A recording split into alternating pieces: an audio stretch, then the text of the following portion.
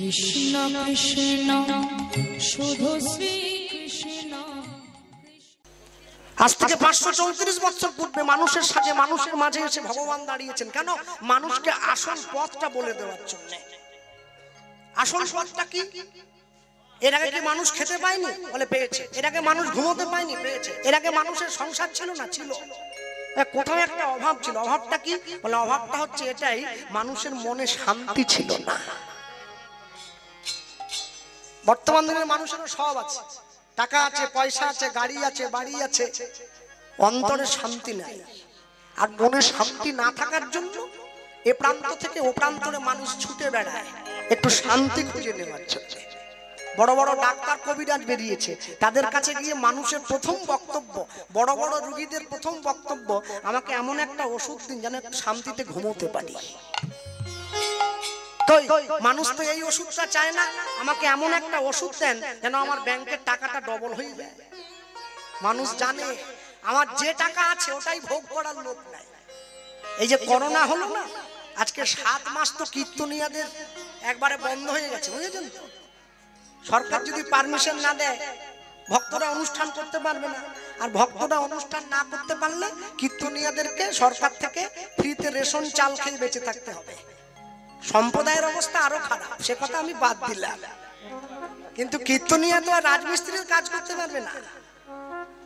ওরা কোন রকমে বেঁচে আছে, কি আলু 40 টাকা কিলো, কি খাবে? তাহলে সব আছে, আমাদের যেমন পয়সা নাই, কিছু কিছু মানুষ আছে যাদের কোনো শান্তি নাই। এই করোনাতে কিছু কিছু ভক্ত আমাকে ফোন করে জিজ্ঞাসা করছে, বলছে গোপালবাবু একটা কথা বলবো। বলে কি? বলে যদি বেঁচে থাকি তাহলে আপনার হরিনামটা দেবো, তবে আপনি একটু ভগবানকে জানাবেন যেন আমি বেঁচে থাকি। আমি কেন এই আশা করছেন? কেন? আপনার ছেলে আপনাকে কষ্ট দিচ্ছে, আপনার মেয়ে আপনাকে কষ্ট দিচ্ছে, আপনার স্ত্রী আপনাকে কষ্ট দিচ্ছে, তারপরেও এত বড় আশা কেন? বলে এত কষ্ট করে সারা জীবন বসে যে টাকাটা জমিয়েছি ওটা ভোগ করতে পারবো না, তার আগেই মরে যেতে হবে। টাকা যদি ভোগ করতে না পারি জীবনের কি দাম আছে? তাই ভগবানকে একটু জানাবেন যেন বেঁচে থাকি। বেঁচে থাকলে প্রতি বছর হরিনাম দিয়ে দেবো। ও 2-5 হাজার লোক খাওয়ানো কোনো ব্যাপার না। তাই মানুষের মনে একটাই প্রশ্ন, আমি কতক্ষণ বাঁচবো, কিভাবে বা বাঁচবো, যদি বেঁচে থাকি তাহলে শান্তি মতো বাঁচতে পারবো তো? হ্যাঁ, এই শান্তিটা ফিরিয়ে দেওয়ার জন্য 1486 খ্রিস্টাব্দে ওই নবদ্বীপের প্রান্তরে সচিমায়ের কোল আলো করে শ্রীকৃষ্ণ চৈতন্য মহাপ্রভু এসেছেন মানুষের দ্বারে, মানুষের দুয়ারে।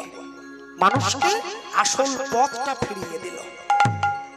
আসল পথটা ফিরিয়ে দিয়ে মানুষকে বুঝিয়ে দিল তোমার কি করণীয়। হ্যাঁ, সনাতন গোস্বামী মহাপ্রভুকে প্রশ্ন করেছিল না, প্রভু কে আমি, কেন মোরে, যারে তাপত্রয় ইহা না জানি জীবের কইছে হিত হয়। হ্যাঁ, আস্তে যারা এখানে বসে আছে আপনারা কেউ বলতে পারবেন? বলুন তো দেখি, বর্তমানে বিশ্বে কতগুলো দেশে হরিনাম সংকীর্তন হচ্ছে? সারা বিশ্ব, বর্তমানে সারা বিশ্ব জুড়ে 170টা দেশে হরিনাম সংকীর্তন হয়। তারা লীলা কীর্তন বোঝে না, তারা পদাবলী কীর্তন বোঝে না, তারা শুধুমাত্র একটা জিনিসই জানে, ওই হরে কৃষ্ণ নাম সংকীর্তন। আজকে যে দেশের মানুষ সব থেকে বেশি দুর্বৃত্ত ছিল, যে দেশের মানুষ সব থেকে বেশি খারাপ ছিল, আজকে সেই দেশের মানুষরা সবার আগে হরিনামের ঝোলাটা হাতে নিয়ে এই ভারতবর্ষের মাটিতে চলে এলো। হ্যাঁ, কেন? বলছে অর্থনীতিতে আমেরিকা শ্রেষ্ঠ। পৃথিবীতে যত দেশ আছে সব থেকে টাকার গরম বেশি আমেরিকা।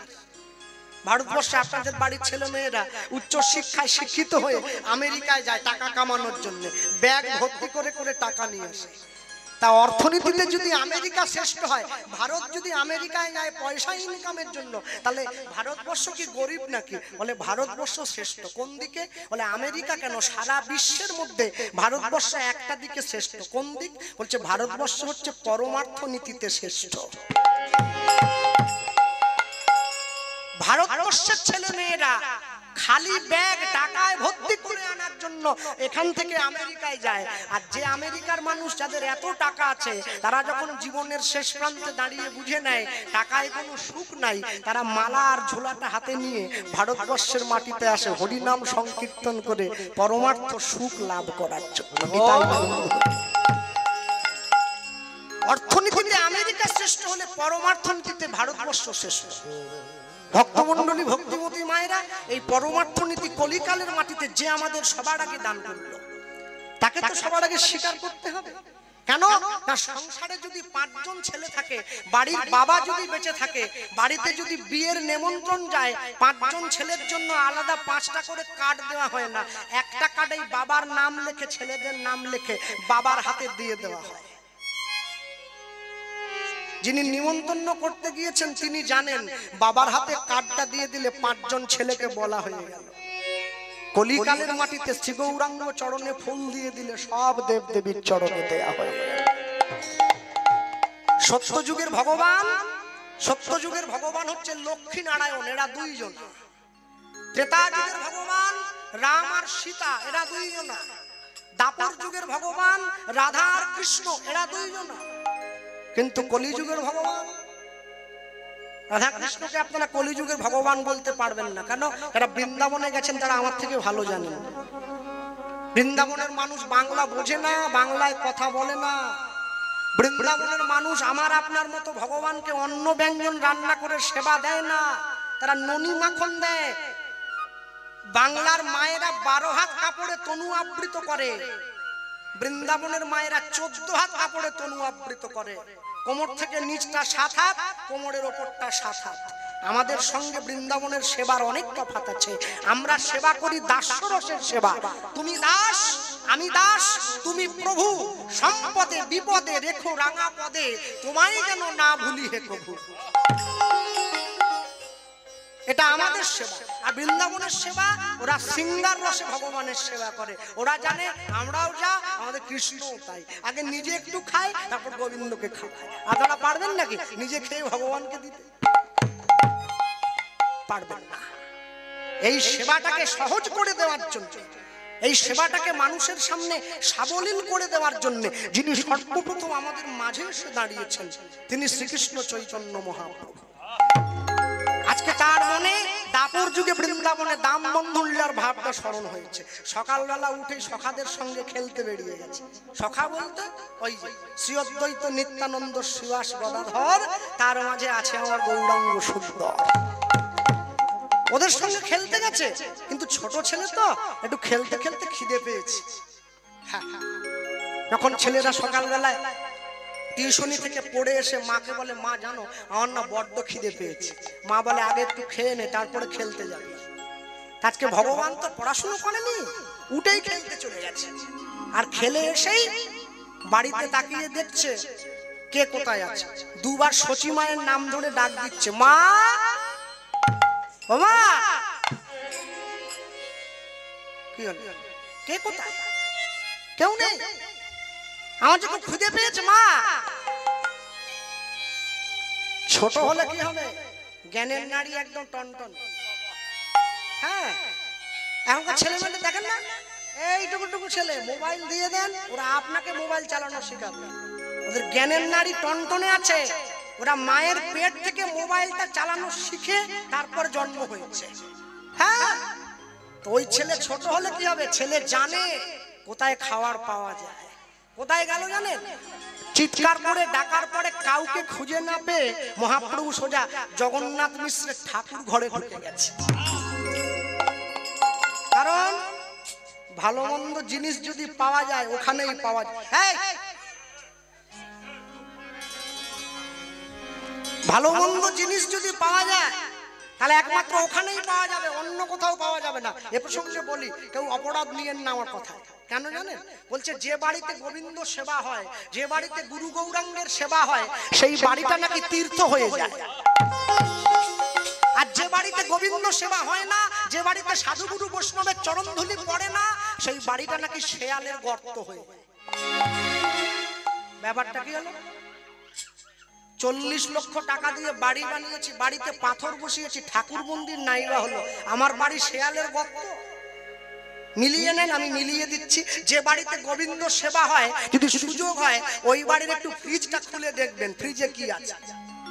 যে বাড়িতে গোবিন্দ সেবা হয় ওই বাড়ির ফ্রিজে কি আছে বলুন তো? গোবিন্দ সেবার জন্য ফল, গোবিন্দ সেবার জন্য মিষ্টি, আর ভক্তকে দেওয়ার জন্য প্রসাদ। আর যে বাড়িতে গোবিন্দ সেবা হয় না ওই বাড়ির ফ্রিজটা একটু খুলে দেখুন, ফ্রিজে কি আছে? মরা মাছ, মরা মাংস, মরা হাড়। মরা কোথায় থাকে? শেয়ালের গর্তে। শেয়াল টেনে নিয়ে যায়, জমিয়ে রাখে, পচিয়ে তারপরে খায়। মানুষ তো একটু উন্নত ধরনের প্রাণী, পচিয়ে খায় না, ঠান্ডা করে তারপরে খায় আর কি। ওই জন্য যে বাড়িতে গোবিন্দ সেবা হয় সেটা তীর্থ হয়ে যায়, আর যে বাড়িতে গোবিন্দ সেবা হয় না সেটা শেয়ালের গর্ত হয়ে যায়। সোজা ঠাকুর ঘরে ঢুকেছে, আর ঠাকুর ঘরে ঢুকেই দেখছে ভালো মন্দ নৈবেদ্য সাজানো আছে। এই তো জগন্নাথ মিশ্র একটু পরে এসে ভোগ দেবে। তা ভোগ দেওয়ার আগে আমি যদি হাফ করে খালি করে দিই অসুবিধে কি?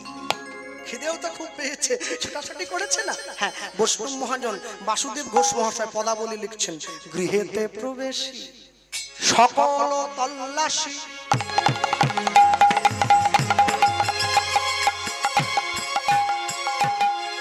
গৃহেতে প্রবেশী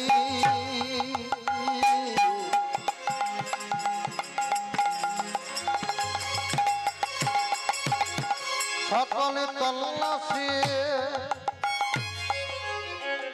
আমার আমার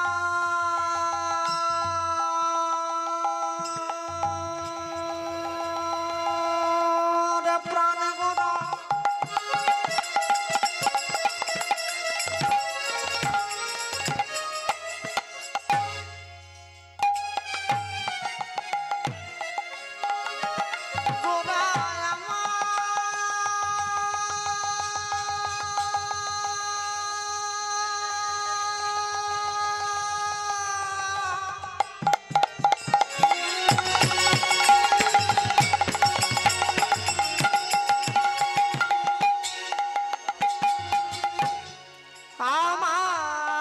গোরা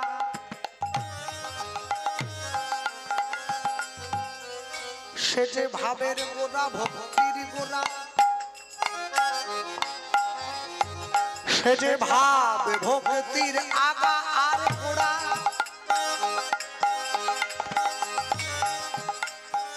আমার গোড়া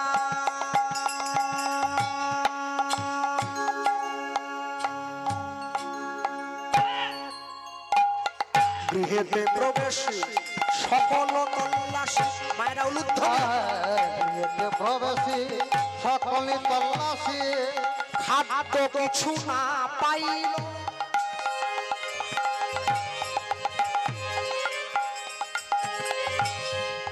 গৃহেতে প্রবেশী সকল তল্লাশি, খাদ্য কিছু না পাইল। দেখুন আমি যেটা বললাম সেটাই হলো। ঘরে ঢুকেছে, খাবার খুঁজে পাইনি, কি হবে? ঈশ্বর সেবার যতে কো সম্ভার, চুরি করে সব খাইল। তাই সেবা যতটুকু সম্ভব চুরি করে সব খাইল। প্রভু আমার ঈশ্বর সেবার যতে কো সম্ভার, চুরি করে সব খাই। ঈশ্বর সেবার যতটুকু সম্ভব চুরি করে সব খাইল। এটা যদি পদ হয় তাহলে আখরটা তো অনুকূলে দিতে হয়, প্রতিকূলে আখর তো হবে না।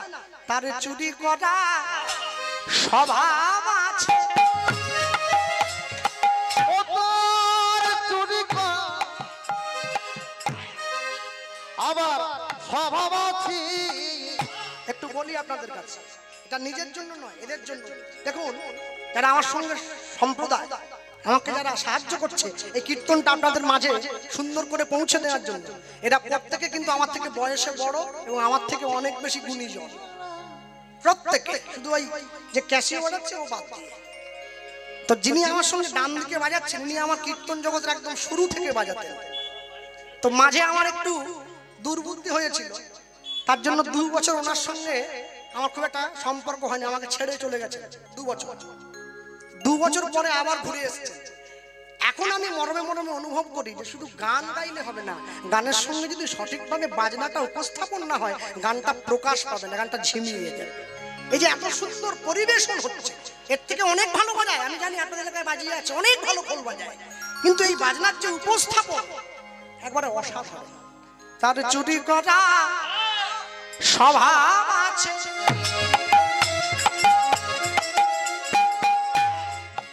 ও তার চুরি করা বলি দাপর যুগে চুরি করেছিল গোপিনীর কাছে। আজকে নতুন চোর নয়, তার চুরি করা স্বভাব আছে। ও তারপর যোগী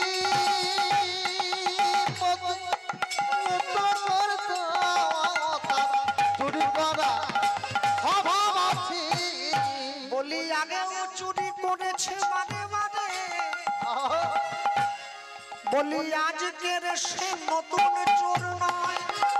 আমার আগে ও চোরে করেছিল, আজকে নতুন চুরি করা আগে ও চুরি করিয়েছে। বলি ব্রজ গোপীদের মন প্রাণ সে চুরি করেছিল। চুরি করা স্বভাব আছে, ব্রজ গোপীদের মন প্রাণ চুরি করি আবার চুরি করা স্বভাব আছে। বলি ব্রজ মায়েদের হৃদয় চুরি করেছিল, তাই উর হরি হরা। স্বভাব আছে, বলি এমন চোর আর হয় কি না?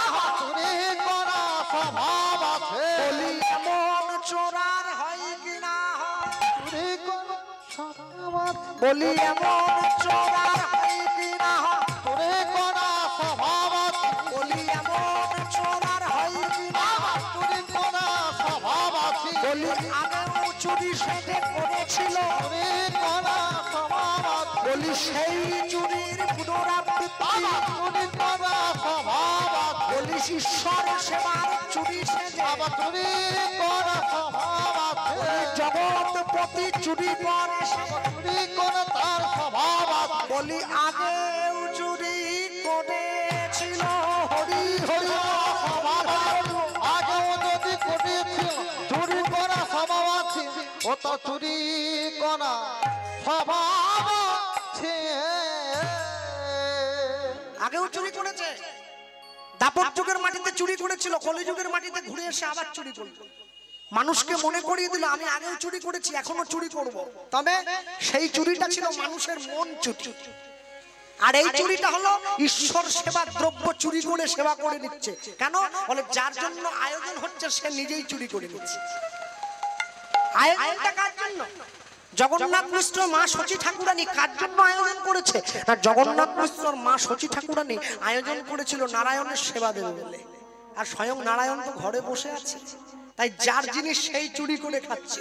ওই জন্য বৈষ্ণব মহাজন লিখছেন তার চুরি করা স্বভাব আছে। আর যখনই ওই চুরি করে খেতে গেল, নিল একটু একটু করে অন্ন, একটু একটু করে ব্যঞ্জন, একটু একটু করে জল, যেখানে যা ছিল সব চুরি করে অর্ধেক অর্ধেক করে খেয়ে নিয়েছে। আর যখনই অর্ধেক অর্ধেক করে খেয়ে নিয়েছে, এই অর্ধেক অর্ধেক করে খাওয়ার পরে এমন সময় জগন্নাথ মিশ্রের চোখ পড়ে গেছে দূর থেকে। নিমাই, তুই গোবিন্দ সেবার দ্রব্য চুরি করে খাচ্ছিস। বাবা দেখতে পেয়েছে, আর বাবা যেই দেখতে পেয়েছে কি হবে? ছেলে যদি সংসারের একটা দামি জিনিস ভেঙে দেয়, বাবা কি করে? শাসন করার জন্য লাঠি নিয়ে ছুটে যায়। আর জগন্নাথ মিশ্র সেই ঘটনাটাই ঘটালো। হ্যাঁ, যাকে দেখলে সারা জগৎ ভয় পায়, আজকে সে কিনা জগন্নাথ মিশ্রের মতো ভক্তের ভয়ে ছুটে পালিয়ে যাচ্ছে। ভক্তমণ্ডলী, ভক্তিমূর্তি মায়েরা, জগন্নাথ মিশ্র হাতে একটা লাঠি নিয়েছে, আর জগন্নাথ মিশ্র হাতে একটা লাঠি নিয়ে নিমাইকে তাড়া করছে। নিমাই, আজকে তোর একদিন কি আমার একদিন, এদিকে ডাক দিল। আর যেই বলেছে এদিকে আয়, নিমাই কি আর থাকে? একদম ঘর থেকে বেরিয়ে যা খেয়েছে খেয়েছে, কিছুটা ওচার মধ্যে নিয়ে নিয়েছে।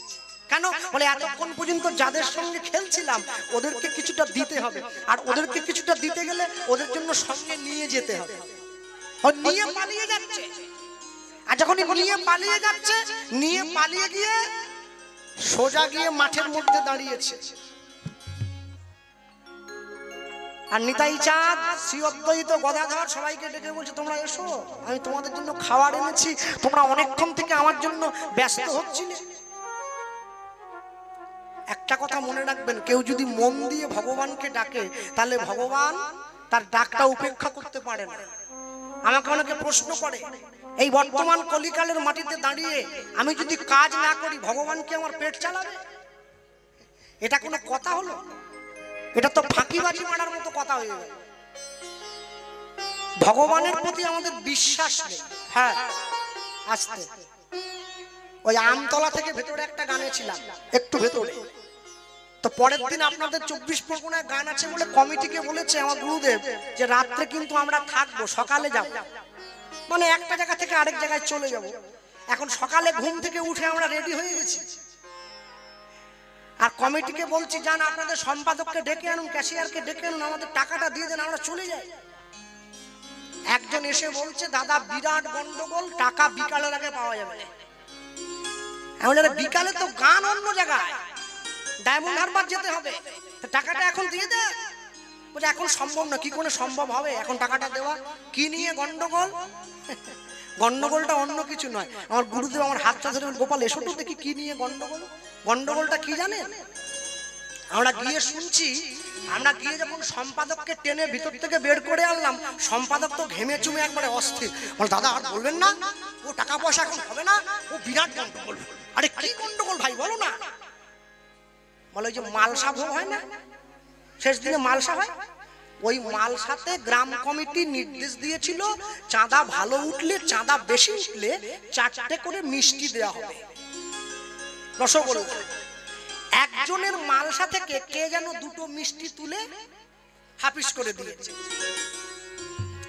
যার মালসা থেকে মিষ্টি চুরি গেছে সে কমিটিকে গিয়ে ধরেছে আমার ওই 2টো মিষ্টি ফেরত চাই।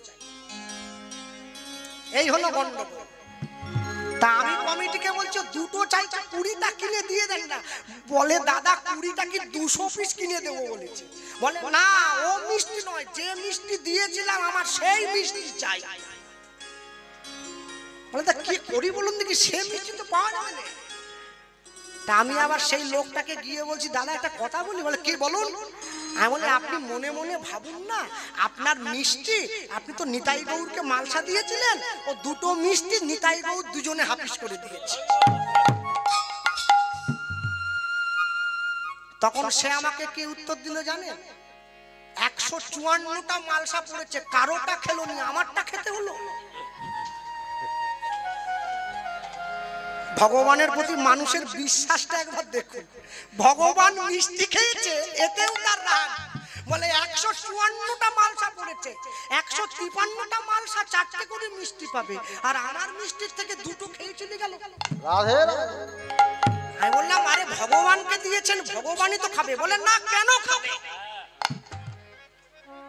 আমার প্রশ্ন, আমি পুলিশে যাব, জয়নগর থানায় চলে যাব, পুলিশে রিপোর্ট করব, আর গ্রামে বিচার ডাকবো, আমার এই মিষ্টি চাই। আমি দেখুন যে মিষ্টিটা নিয়েছে সে তো আর মিষ্টি দেবে না ফেরত। কলিযুগের মাটিতে ধর্মটা খুব সূক্ষ্মভাবে রয়েছে। সবার কাছে ধর্মটা সমানভাবে দেখা দেয় না, ধরা দেয় না। সবার কাছে সমানভাবে সব জিনিসটা প্রাধান্য পাবে না। তো সবার কাছে যদি সব জিনিসটা প্রাধান্য সমানভাবে না পায়, তাহলে আপনাদের কি মনে হয় যে সে ধর্মটা মানছে না বলে আমি মানবো না, আমিও তার মতো গা ভাসিয়ে দেবো? না, এটা হবে না, এটা হবে না। যখন দেশ স্বাধীন হয়েছে সেই সময় দেশের ভেতরে এমন কোন মানুষ ছিল যারা সুভাষচন্দ্রের বিরুদ্ধে কথা বলেছে, যারা রবীন্দ্রনাথ ঠাকুরের বিরুদ্ধে কথা বলেছে। তা বলে কি সুভাষচন্দ্র দেশ বিরোধী হয়ে গেছে? হয়নি, তার কাজটা সে করে গেছে। আপনি ভগবানকে যেমন ভাবে ডাকছেন তেমন ভাবে ডেকে যান, দেখবেন ঠিক বাসনকে মাজতে মাজতে বাসন যেমন একদম পরিষ্কার হয়ে যায়, আপনি ভালো করে ভগবানকে ডাকতে ডাকতে এই মনের আয়নাটা একদিন পরিষ্কার হয়ে গেলে এই মনের আয়নায় আপনার গোবিন্দ প্রতিচ্ছবিটার উদয় হবে। তাই আজকে জগন্নাথ মিশ্র শচী ঠাকুরানী এমন ভাবে ডেকেছে যে ভগবান না এসে থাকতে পারেনি, এলো, এসব শান্তি পায়নি। আজকে শুধুমাত্র ভক্তের ভয়ে ভক্তের তাড়া খেয়ে ভগবান ছুটে পালিয়ে যাচ্ছে। কোথায় যাচ্ছে? এই যে লাঠি নিয়েছে জগন্নাথ মিশ্র, আর যেই দেখেছে নিমাই ওই চুরি করে খাচ্ছে, জগন্নাথ মিশ্র ছুটে গেল। ওই জন্য বলি দেখি মিশ্র বরে দণ্ড লয়ে করে, দেখি মিশ্র বরে দণ্ড লয়ে করে, দেখি মিশ্র বরে দণ্ড লয়ে করে, দেখি মিশ্র বরে দণ্ড লয়ে করে, শিশু মারি বারে ধায় ধায় গো, শিশু মারি দার খায় গো। ওই মারার জন্য ছুটে যাচ্ছে। আর নিমাই কি করলো?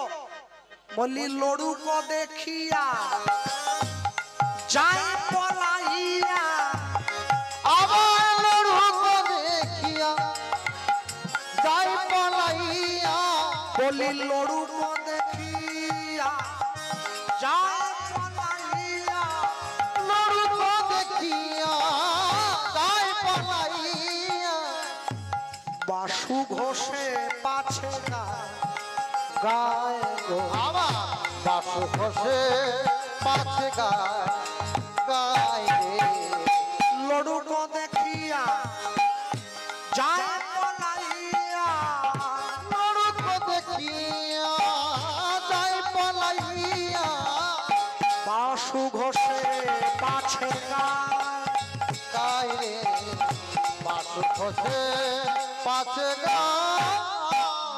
এরা বাসুদেব ঘোষে বলে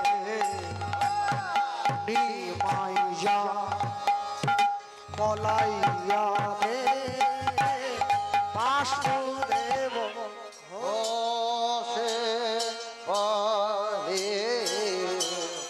নিমাই যায় পালাই রে, বাসু ঘোষে ঘোষে বলে নিমাই যায় পালাই রে, বাসু ঘোষে ঘোষে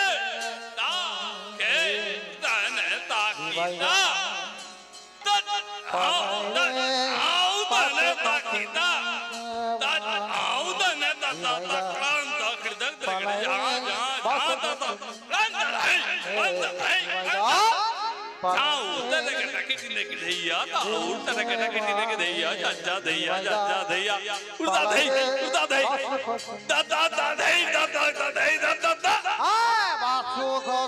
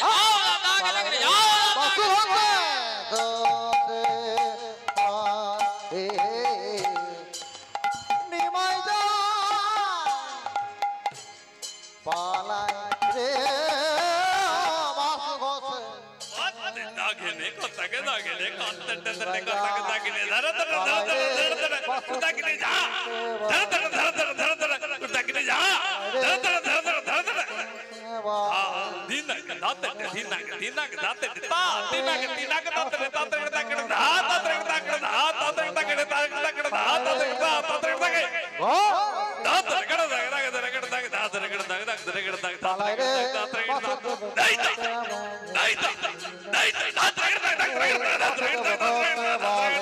নিমাই যায় পালাই রে, বাসু ঘোষে পালাই রে, পালাই রে, বাসু ঘোষে পালাই রে, বাসুদেব ঘোষে বলে নিমাই যায় পালাই রে, বাসুদেব ঘোষে বলে নিমাই যায় পলাইয়া রে, বাসুদেব ঘোষে বলে নিমাই যায় পালাই রে, বাসুদেব ঘোষে মানে নিমাই যায় পালাই রে, বাসুদেব ঘোষে